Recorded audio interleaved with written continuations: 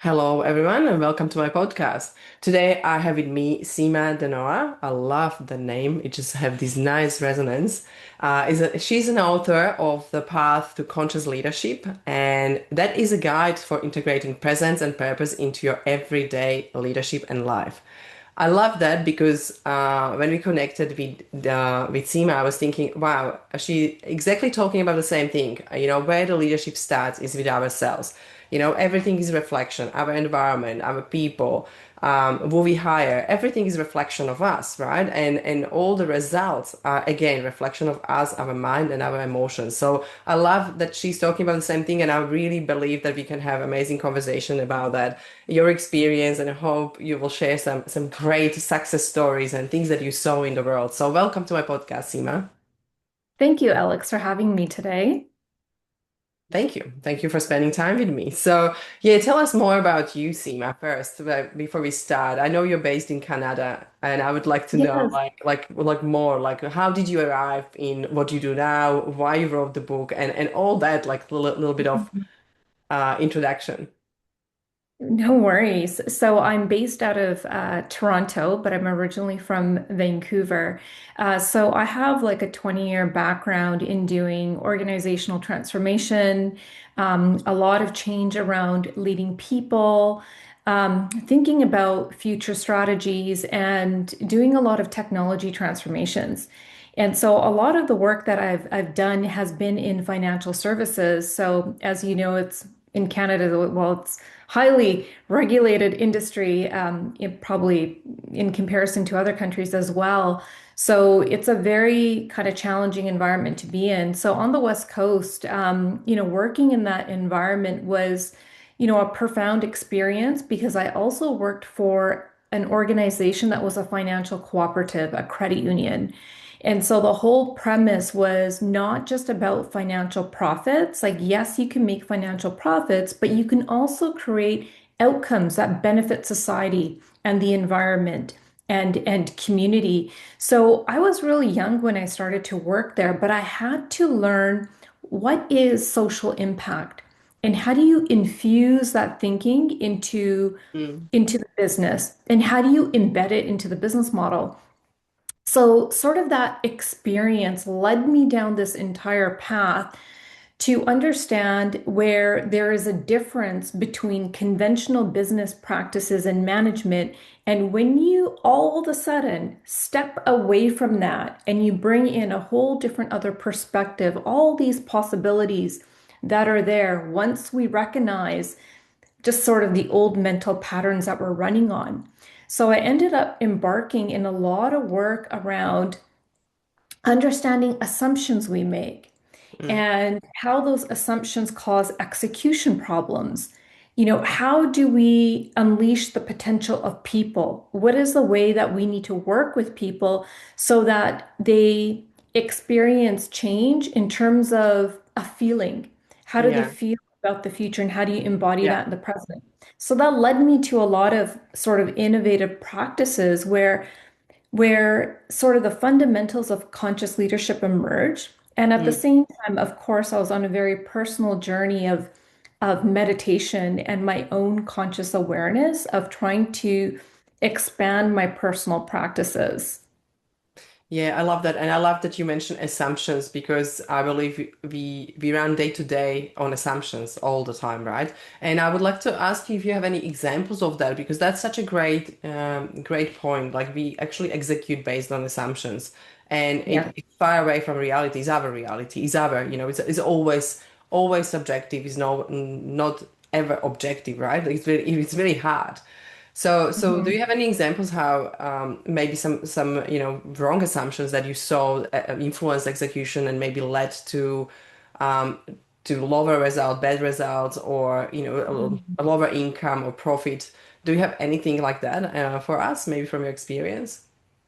Yeah, for sure. I think one of the ones that I've seen time and time again is the assumption around that if you were successful in the past, that you're going to be successful again. Oh, love that. And so, yeah, so that is one that I would always see of looking back at hindsight and trying to replicate the same formula. Now, what becomes very problematic for an organization is that what worked in one instance, like what you did in say a certain situation and scenario, it can't be relevant to where you are today because the external environment is constantly in change.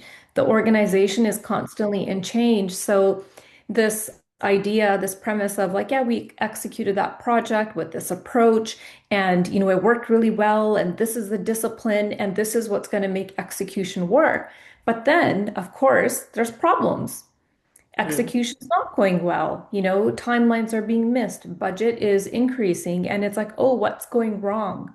Well, there's a fundamental difference of what are we actually trying to create today? What does that future look like? And what does it mean? And what do we need to do to bring it to life?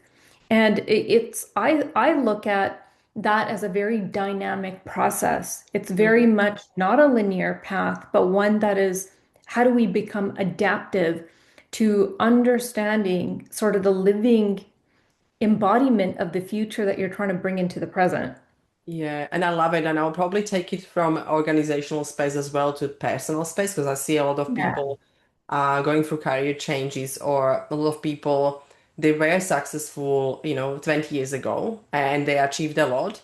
And then, they play, it's not even like a role, but it's almost like identity built up on the past success. And I just spoke with my colleague about this, and we are like, why you put on your LinkedIn a former XYZ, former, I don't know, director, former. It's like, doesn't matter. That's your past life, right? Like that's what happened. But who you are today, how do you look at the world today? Where you're starting from, because you are evolving, everybody's evolving, every person is evolving all the time emotionally. So you will be probably a totally different person now, like 20 years ago. And it's interesting when you said, like when you were successful before, like it doesn't mean that you will be successful now or it will work today. And that's what I see. And it's sadly, a lot of people they were successful 20 years ago, they are not successful now. And it doesn't work because they try to build their, I guess, success or progress on the same principles. So I love what you said, and I can see it all the time. So it's amazing. So what do you think? Okay, so how we can, or what we need to look at when we want to progress now in organization or on personal level, when you look at both, what we need to consider maybe so we know that we are not running on, old assumptions or some wrong beliefs. Yeah, I think the thing that the first part of understanding is that we are all very habitual beings, right? So in your life, whether it's personal or professional, the challenge is that everything we do forms patterns in the brain, and so this is exactly of why old identities get attached because that's what you were Mm, for such a long time. Now, the challenge with that is that those beliefs can get rooted so deeply that they're performing in the subconscious part of the mind. And it's happening on automatic, and people are not aware that that's actually what's going on and happening. So, we have to become good at understanding our thinking, being able to question ourselves, right? Very simply by taking a pause and mm, saying, okay, this thought, where is this coming from? Why do I believe this? What evidence do I have that's causing me to believe this? Where is this idea like originate from? Because sometimes the things that we believe, whether it's in your for yourself or in the yeah. company that you work for, it comes from the outside, right? It seeps all in. And so it gets lost in our daily like functioning of our lives. And so I think the imperative for people is, and this is why we're, understanding consciousness and is so important of knowing like what is happening in the conscious part of the mind of being intentional and elevating awareness so we can question ourselves to understand the unconscious part. And Mm, when we don't do that, then we're just going to default to automatic. That's how people are going to run their yeah. life. It's just running on automatic. Yeah, Seema, I think this is the hardest thing, right? This is the hardest thing in personal progress or growth or trying to find out who we are. I think that's really hard. So I will be curious.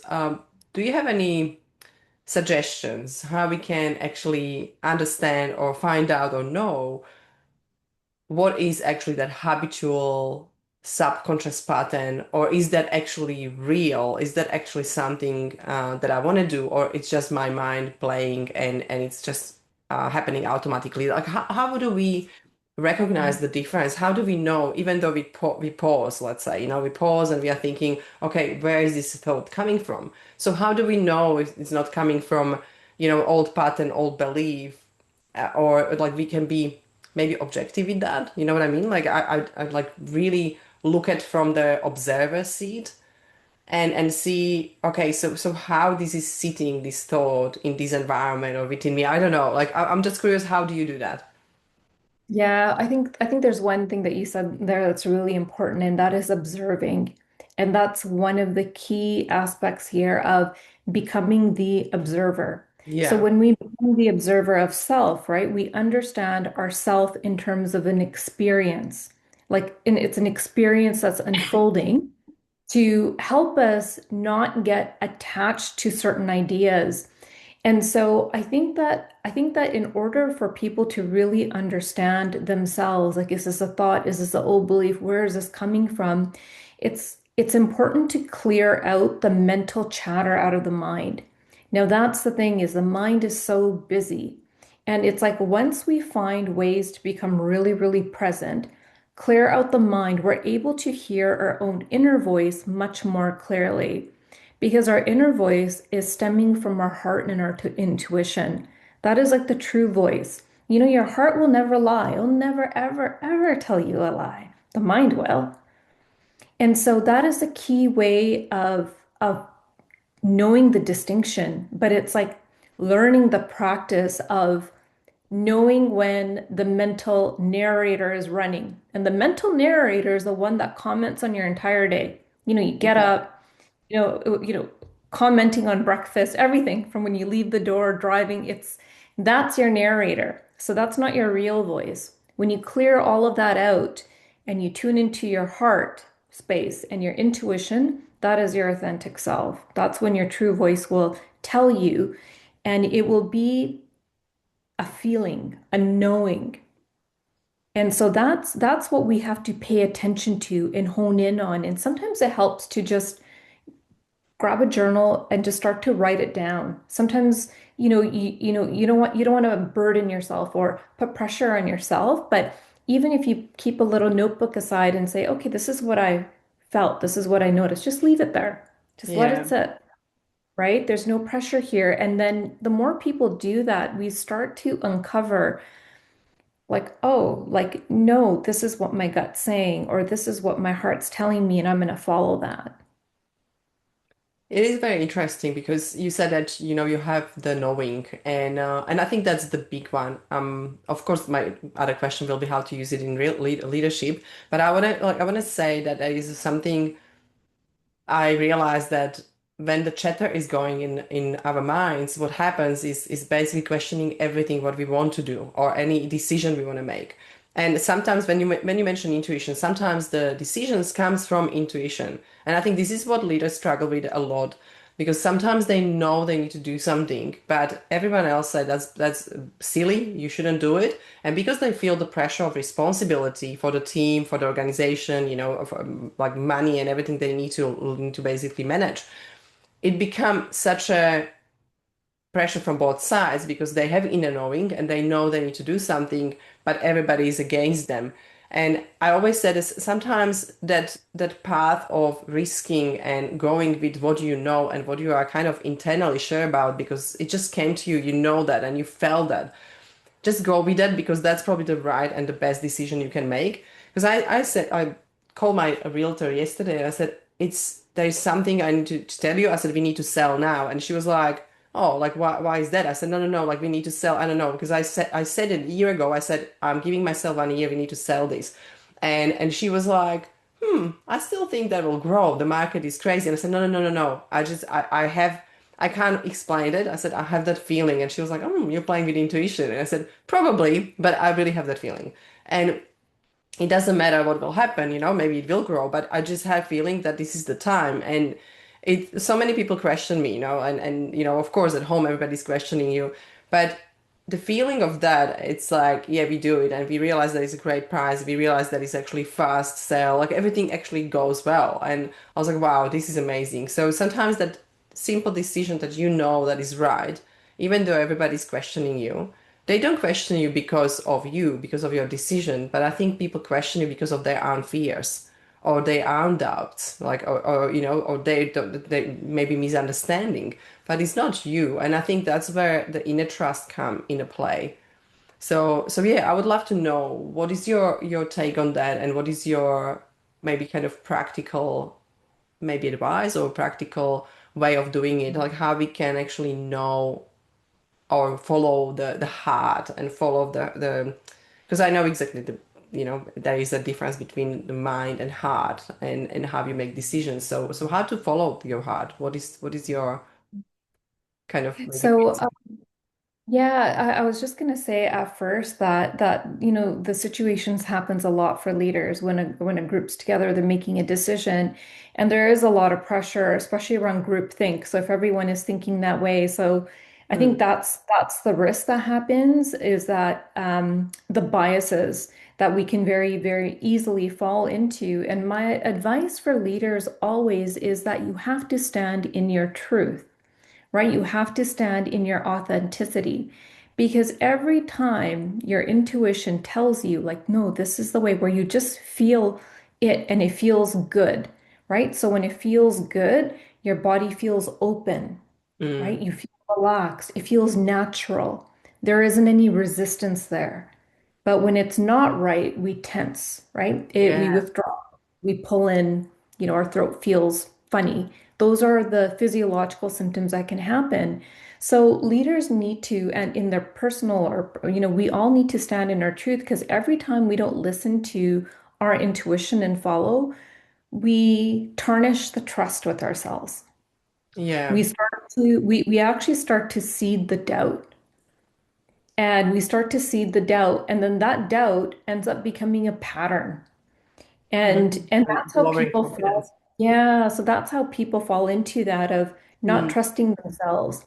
The other challenge that I think that goes on that people need to be really aware of is that when you are in a state of being where you have not regulated your emotions, let's just say you're really stressed out or something happened and you're very frazzled or you're upset about something and you're just brushing it off and trying to be normal and act normal and then you have to make a decision. Well, you might think, oh, my intuition is saying this. I need to follow that. And then you make that decision, and let's just say it goes wrong and it's the wrong decision. And you think to yourself, but I followed my intuition. Why did that happen?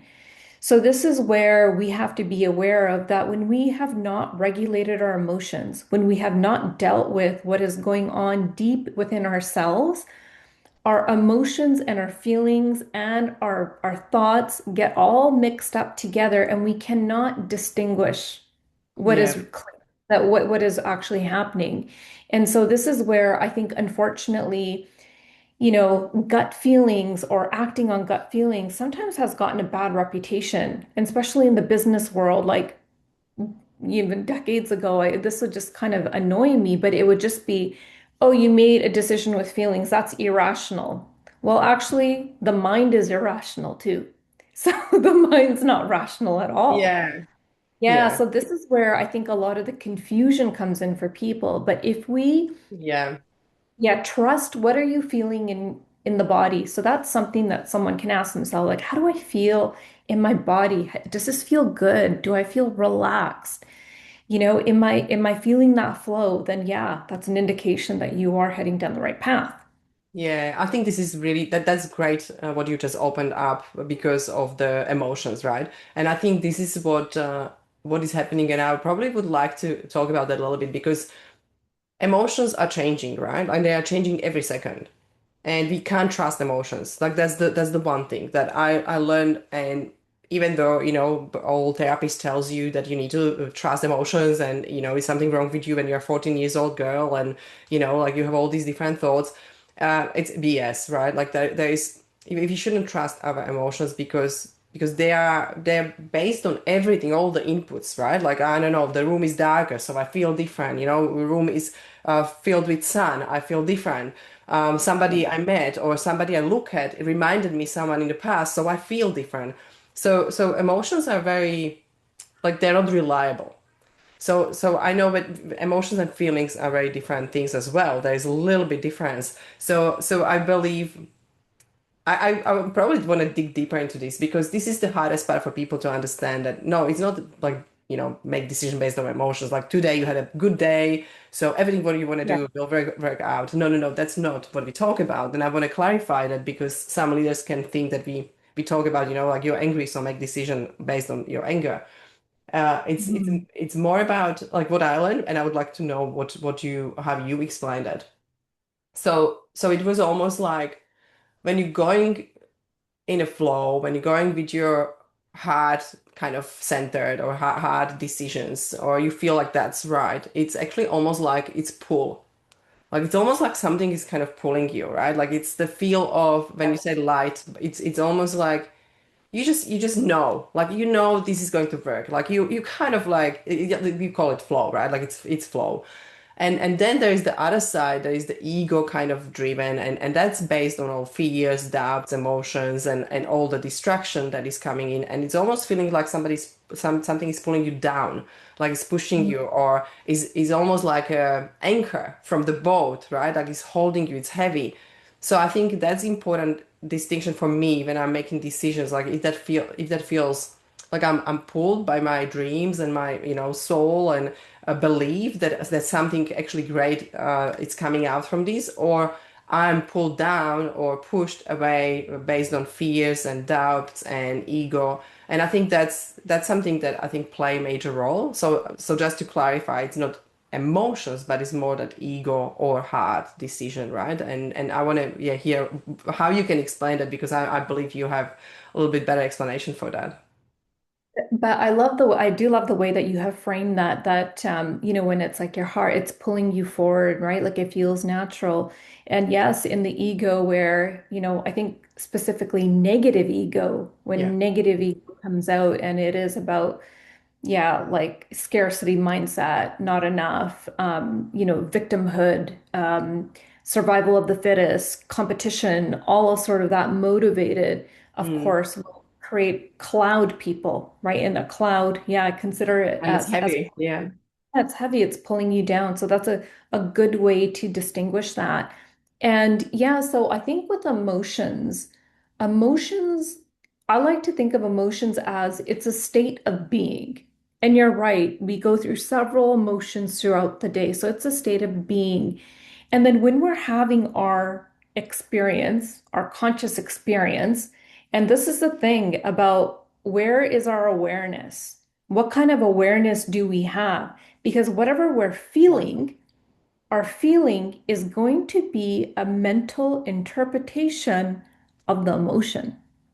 So our mental interpretation of the feeling could be wrong too.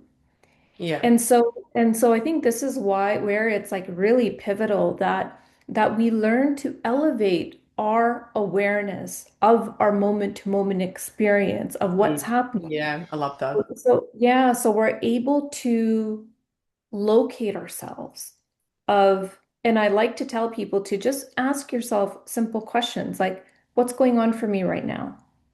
Right? What's going on for me right now? It's a simple question. Just allow whatever it is to emerge. How am I Yeah. doing today? Yeah. It's like I how love. many of us ask ourselves that Yeah. question? Probably never. Yeah, and I love when you said it's yeah, this reminded me like sometimes we think we are hungry because everybody's going for lunch, right? And when you actually sit, and I think that's when you're moving to awareness and beyond of day-to-day emotions, right? When you sit and you actually thinking or asking yourself, am I actually really hungry? Like really asking like, do I feel hungry? Am I hungry?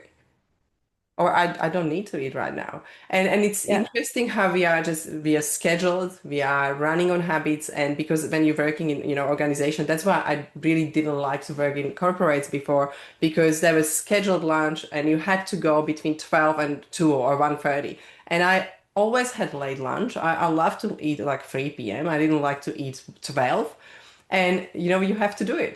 So you're basically going to feed yourself when you're not hungry. And I think that's another part of, emotions, like asking or being aware. I love it that you pointed out this is being aware of where we are right now or where we are at. What do we actually really experience? And I believe that's why you meditate, right? That's why you probably started meditation because it helped me so much. It helped me to just sit in a quiet moment for a few seconds. Sometimes it doesn't need to be even minutes or hours, right? But just for a few seconds and drop into body and feel like what is really happening right now for me in my body, in my environment. What do I feel? Is that cold? Is it warm? And just being present. And that really helped me so much to elevate above that, Yeah. what I feel right now, what is the competition doing? What is the strategy doing? What is the marketing doing? And all these things, like when you sit, in a business, you become living in that bubble. And it's really hard to make intuitive decisions and heart-centered decisions in that bubble. So for me, meditation is really helpful. So what is your kind of framework? How we can help leaders, not maybe even help leaders, how we can give them an idea, let's say, how they can do it, how they can become more intuitive leaders, more authentic leaders. Yeah, so I do think that it does come into one, the desire wanting to be that way, right? We can never force anything upon ourselves. Like Yeah. when I started to meditate, I was naturally drawn to it. Yeah. I really wanted to understand my mind, myself, and just be on that spiritual journey. But what I discovered in that, this is like years and years ago, and after many years of practice, is that what is the state of presence? And and then, it's like when I was really, really young, like in my 20s, I learned about Buddhism and all these different religions just because I had to take a liberal arts course Yeah. credit. And I just didn't understand when I was like 20 years old, like, why is the mind the root of all suffering? I didn't understand any of that. I didn't understand, like, what does it actually mean to be present? And of course, now I really get it because when we are present, like truly present, and we drop into that, nothing else matters. There is no There's no future, there suffering. is no past, Yeah. there's nothing. It is just the moment. And Mm. when leaders learn, or when we learn to, like, there's different, we can talk about different ways of learning how to become present, but when we do that, when you go inward, it's like you can find the universe. The infinite universe actually exists within. It is very, very powerful to learn how to cultivate that because this is what is going to bring creativity, clarity, um, different ideas will come to people when they enter that because they finally have relieved their mind of the burdens. They have shed all burdens. So they are like a vast space where you can allow anything new to Mm. to enter and emerge. And so I think that that is key. So in terms of like, the framework that I put in my book, I basically laid down 5 pillars that are the foundations of how people can learn to cultivate presence, awareness, and make better heart-based decisions, intuitive decisions, but integrate that data, experiential data, with critical thinking. So it's not a matter of ignoring the mind, but it's about Yeah. balancing and integration. So you're actually using every part of yourself in harmony, and that is what elevates people's potential. And so it's like, becoming present, it's like learning, like we talked about the narrator and the mind.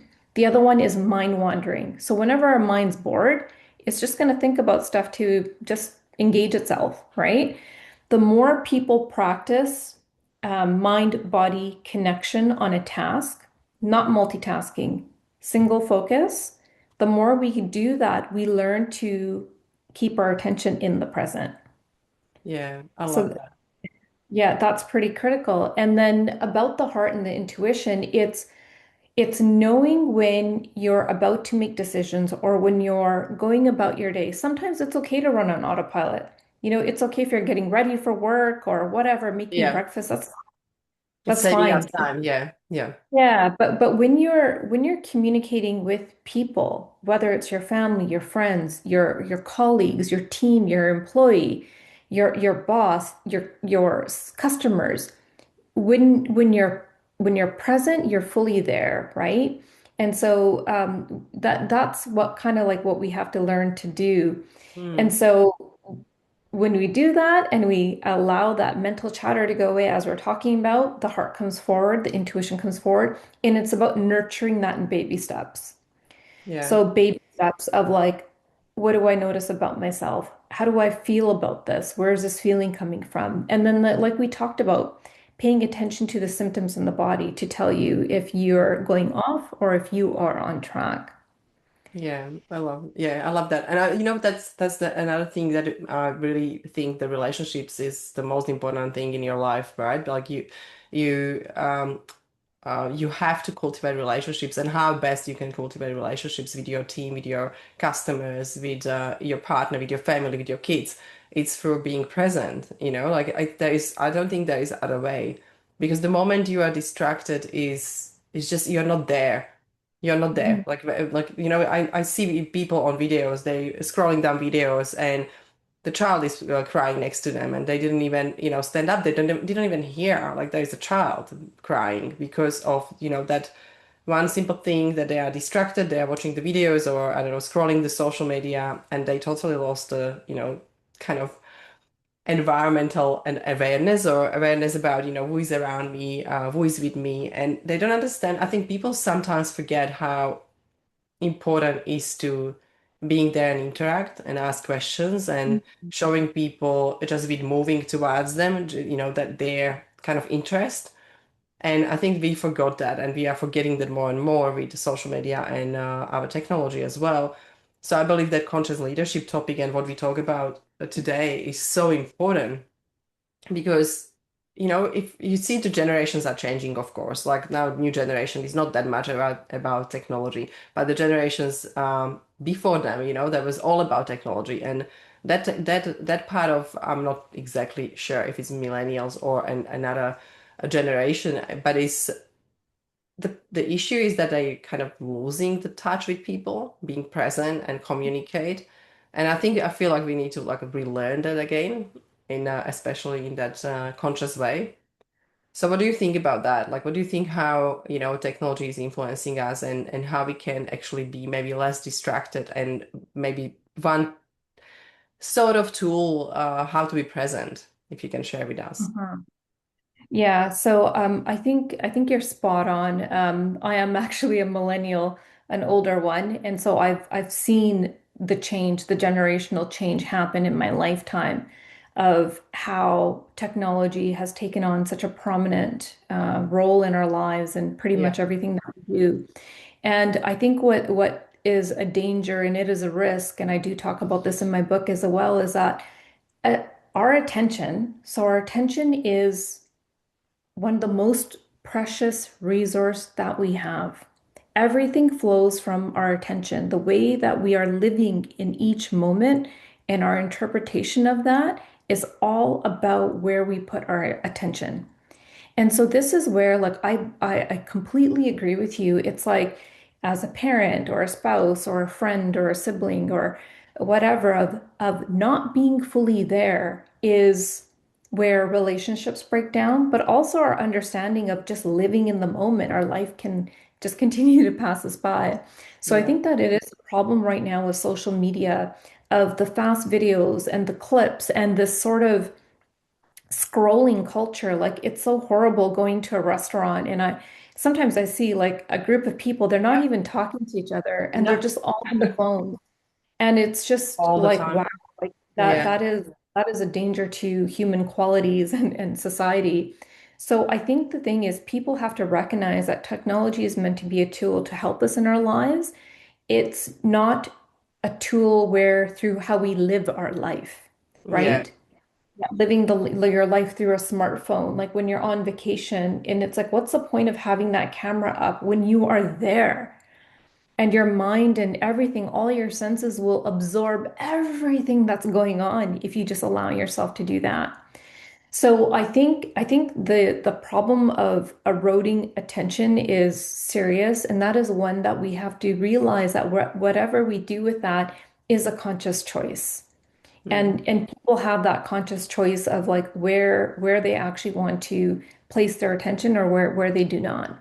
And so I think that, there's a couple fundamental things here that people can do. One is that make it your intention to be present and to focus like on the person that you're speaking to or whatever it is that you're doing. Yeah, And and it's like we have to learn how to do that because there also is a startling facts coming out now where younger kids and others, they can't hold their attention very long.